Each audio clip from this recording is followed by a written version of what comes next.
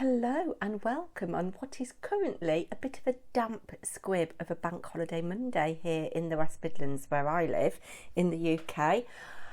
And yes, I have not got any makeup on, I'm afraid. I am a broken woman. What you see before you is a broken woman. Anyway, my name's Ashley and this is my little channel, Paper&Twine, and this is the strand on my channel called Secret Diary of a Serial Dieter. I have got a coffee here. I really need this coffee.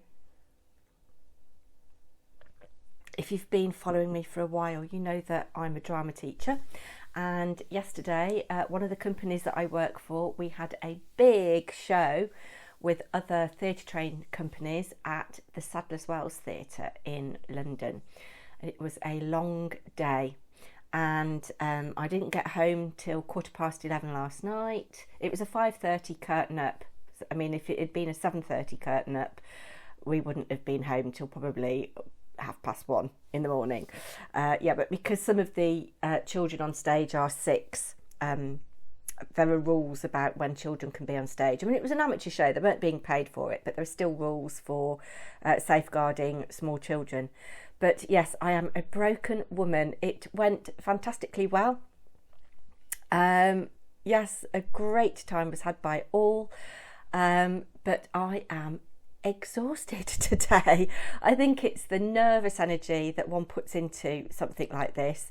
It's the culmination of 3 months hard work with the young people that we work with, and you want to be the best that you can be and support the kids, and yeah, it was great. It is fantastic to be able to put something on in a professional theatre and have professional crew, lighting, sound, etc., stage managers, assistant stage managers run the show. It is a real privilege, and it's an opportunity that the young children will never forget, the young people will never forget. But sadly, our dressing room was on the 5th floor. And yes, there was a lift, but obviously we had to chaperone our young people everywhere. Nobody was allowed to be unaccompanied around the theatre. So yes, the lift was not of any use for me. And I'll come on to a little injury that I've got in a minute. But what are we here for? We are here for the Secret Diary of a Serial Dieter.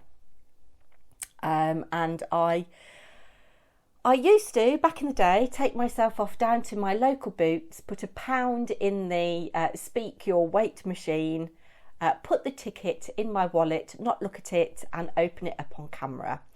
But Boots, for some reason, have got rid of their machine, certainly in my local Boots, and I haven't seen them anywhere else, which is a real pity, because I did not want to invest in a pair of scales. But again, I'll come on to that in a minute. I'm sorry this is going to be very disjointed and fractured. I am such an exhausted woman this morning.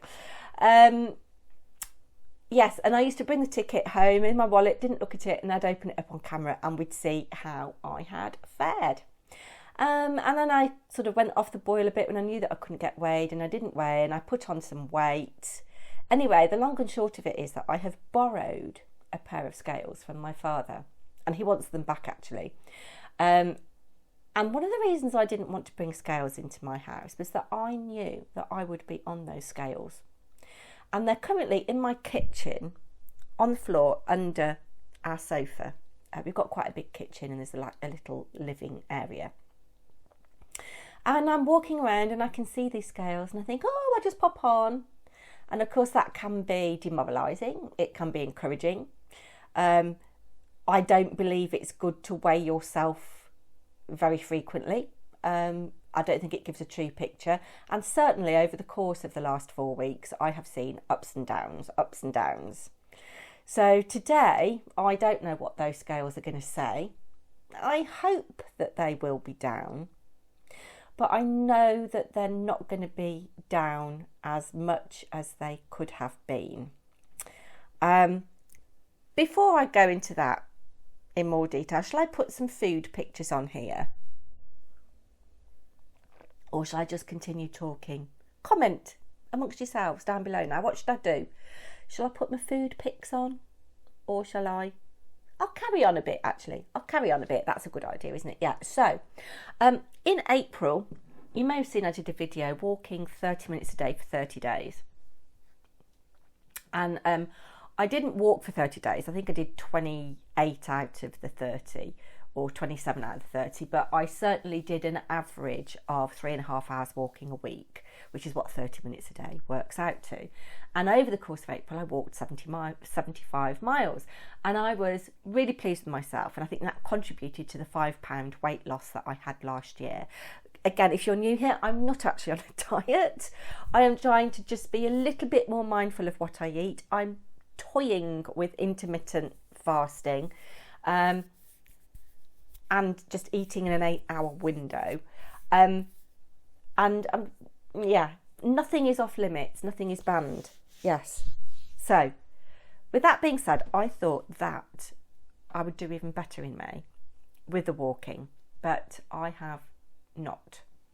I'm going to put my glasses on now because I can't see you. It has just stopped raining, which is good. Yes, typical bank holiday, sunshine and showers. Yeah, so this is my May's walking log so far, and you can see that it stops on the 14th of May. And I did some good days. I walked a couple of days. I walked 7.38 kilometres, 7.9 kilometres, 7.3 kilometres. Average was probably 4 kilometres when I went out for a walk. What was the longest walk that I did? 97 minutes. Yeah, 97 minutes was my longest walk, and that's where I walked the 7.9 kilometres, nearly 8 kilometres. That was 11,940 steps, just in case you're interested. Yes, but then I put on the 9th of May, leg really hurt. And then on the 10th of May, had a rest day. I didn't walk on the Saturday because Saturday can be difficult because I'm working and going to see my parents. And then I walked for another 3 days, and then I didn't walk. And I have got an injury or a strain or something. So my left calf, at the bottom of my left calf, I have got a pain. And I'm a bit worried that it might be an Achilles tendon issue. And on the 19th of May, which was a Sunday, hubby and I were all set to walk into town. We were meeting up with friends for brunch and some drinks, and it was also Rugby Bike Fest, and it was a beautiful day, perfect for walking. And we set off, and we'd walked about 7 minutes, and I said, I can't walk anymore. I had this real shooting pain go up the back of my leg. And we had to turn around and come back and get a taxi into town, and I was hobbling all around the Bike Fest. So the Monday, Tuesday, Wednesday, I rested completely. I didn't do anything on my feet at all, and it felt a bit better. But then I went to school, and the same thing happened, just going up a flight of stairs. And I was back to this tightness, real tightness. So I've rested since and felt okay. Back to school on Thursday, going upstairs, tightness. Saturday, it really hurt. I was on my feet a lot all day Saturday. Yesterday, obviously, I was on my feet for an awful lot of the day, going up and down 5 flights of stairs. How many times did we do it? Let me just have a slurp of my coffee. So it was the first time up to the dressing room to dump our stuff. Up to the dressing room after the rehearsal. Then up again after the end of Act 1 rehearsal. Yeah, I think 5 or 6 times we were up and down 5 flights of stairs. And yeah, on the coach on the way back, oh my God, my leg was really, really hurting. So I'm really concerned about that because I do want to up my fitness levels, and I'd got to a point where I was really enjoying my walking, particularly listening to the radio on my earbuds, you know, and just getting out in the fresh air. I think it had improved my skin a little bit. I was just really, really enjoying it, and it saddens my heart that at the moment I can't walk. And if I don't have any improvement, it's half term this week. If I don't have any improvement, I think I'm going to have to pay to go and see somebody, a sports therapist, or I don't know, a chiropractor or a podiatrist or something, to see how I walk, because I don't think it's the shoes that I've been wearing. I wear proper shoes for walking. I'm not walking in flimsy things, do you know what I mean? And I don't ever wear high heels anymore. The shoes that I wear day to day are what I'd call sensible shoes. They're not fashion shoes. Yeah, so that's been a bit of a shame, really. But on that note now, let's just put on what I've eaten this month, and we will have a look and see, and have a little chat about it after.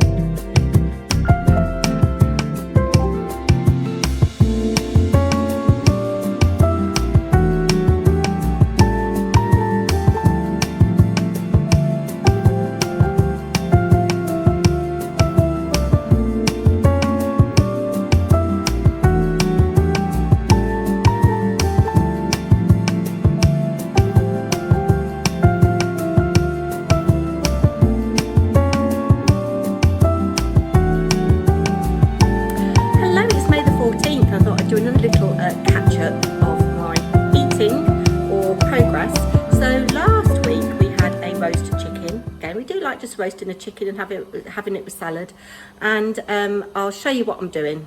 I haven't been crying, by the way. I've just been chopping onions, and they were I had to do the trick of putting a spoon in my mouth, and it did actually work, but my goodness, they were strong. I'll just switch. So I've got my carcass in here. We had a really good roast dinner. It was a large chicken, about 2 kilos.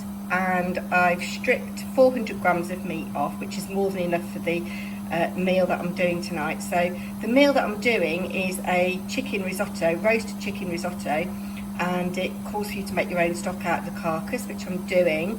It's Jamie Oliver recipe. It's a really good cookery book, Save with Jamie, and he takes all the classic roasts and what you can do with your leftovers, and he just says to put your carcass in a pan with 2 litres of water and bring it to the boil and simmer it for at least 30 minutes. Well, I've added celery, onions and carrots and a little bit of salt and pepper, and I'm going to simmer it for probably an hour and a half at least. I'm going to put it on a lower heat in a minute. And then in this pan here I've got some olive oil, 2 tablespoons of olive oil, not a lot for, I think this recipe serves 4, but I'll probably get 6 servings out of it. So it's just heating gently on a low heat, and I've got 2 chopped large onions here, which I'm going to put in. So I'll come back tonight and show you what the dish looked like. It is some considerable time later. My onions have had a really good soften for about 45 minutes, and I've drained my stock. I've sieved it and strained it. I've added a bit more water and a bit more seasoning, a little bit of masala, and then I've taken what was left. I drained everything into this colander and then strained the stock again. So I've picked through the carcass. This is the bones. This is just what was left in the bottom. I could pick through there, and there's a few more little bits of meat, but I've salvaged all the vegetables and even more chicken, and I'm going to make a rudimentary chicken soup that I'm going to freeze. So I've whisked up all those vegetables with my stick blender, added a couple of ladlefuls of my stock, a little bit more seasoning, and just stirred the chicken in. So when this is cool, I shall put it in a labelled freezer bag and put it in the freezer, and that'll be really nice when we start to get the cold weather in September. So we're almost finished. I've added almost all of my stock. I've got my chicken and my peas. I'm going to add a little bit more liquid, a bit more seasoning, and then put the lid on just for the last few minutes, and then add cheese and butter. So here it is.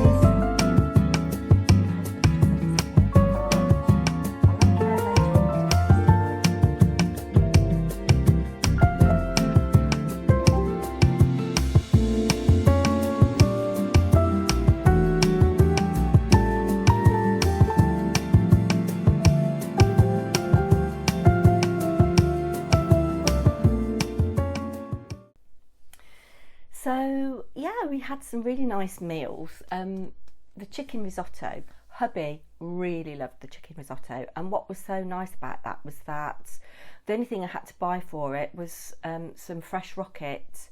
I think we've got everything else. We've got frozen peas, we've got parmesan, I've got the arborio rice, I've made the chicken stock, and the chicken came off the roast chicken dinner, so that was good. And then Mr. Paper&Twine is in Croatia at the moment as I speak. He was supposed to go on Thursday, but he's working on a prototype autonomous taxi, and the company is based in Croatia, but they've also got a base over in the UK.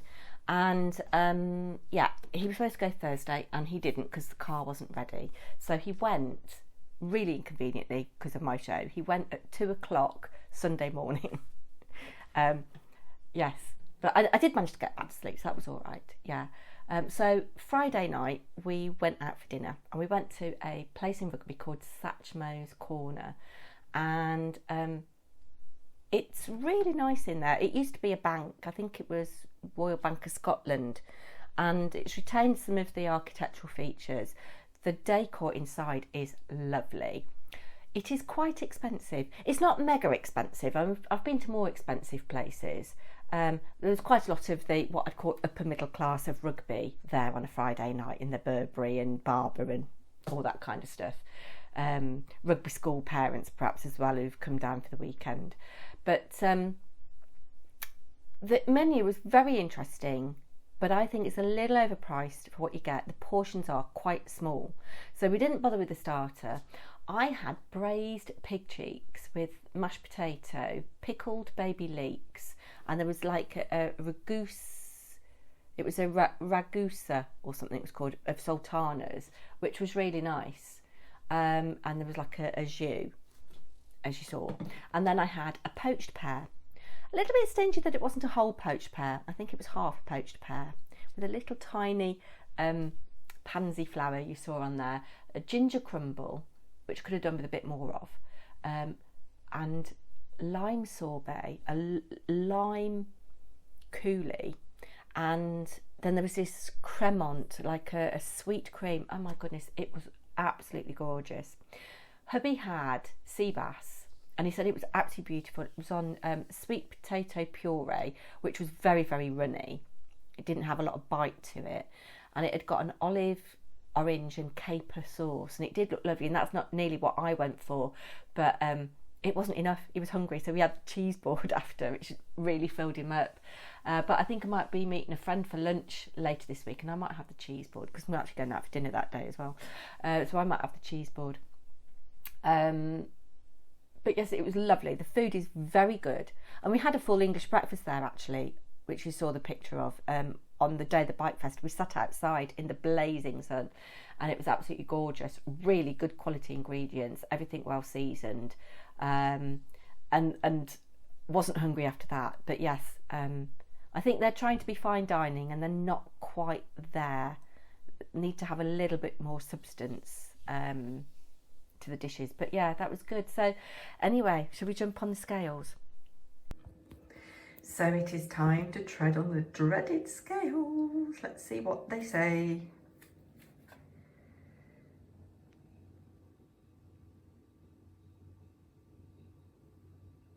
£170.4, we'll round that up to 0.5, so £170.5.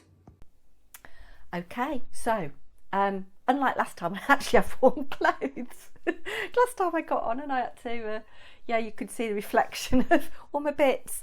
So hopefully you didn't this time, and I've got clothes on anyway, but I have not written in my book since last time I weighed. And you can see that the last time I weighed, I was £173 or 12 stone 5 pounds. So what did we say we were? 170.4. Let me just make a note on this little scrap of paper here. What's this? No, I want that. I don't want to use this because I've got paper here on my desk. So it's 170.4. So we'll round that up to 170.5 pounds. So that's 12 stone 2.5. So that's 2.5 off. So slightly over £0.5 a week over 4 weeks. I'm okay with that. I would have liked it to have been under the £170, and I think had I been able to be more active, I would have been. Oh, because one of the things I didn't show, I went to Marks and Spencer's to get some bits, and I might pop down there in a minute if it stops raining. I don't know why I had a real urge for crusty bread and pâté. It's not the kind of thing I would normally buy, and in fact I didn't buy pâté, I bought duck liver parfait. Oh my god, it was gorgeous on crusty bread. Yeah. So anyway, comment down below, what do you think? I'm sorry it's been a little bit of a rambling video. I'll probably be back with some kind of crafting video soon, and if this isn't your jam, give a thumbs down so that you're not suggested this content again. If it is your jam, give a thumbs up so that the YouTube algorithm knows that you do like this kind of content. I'll be back soon. Thank you for sharing some time with me. Take care. Bye now.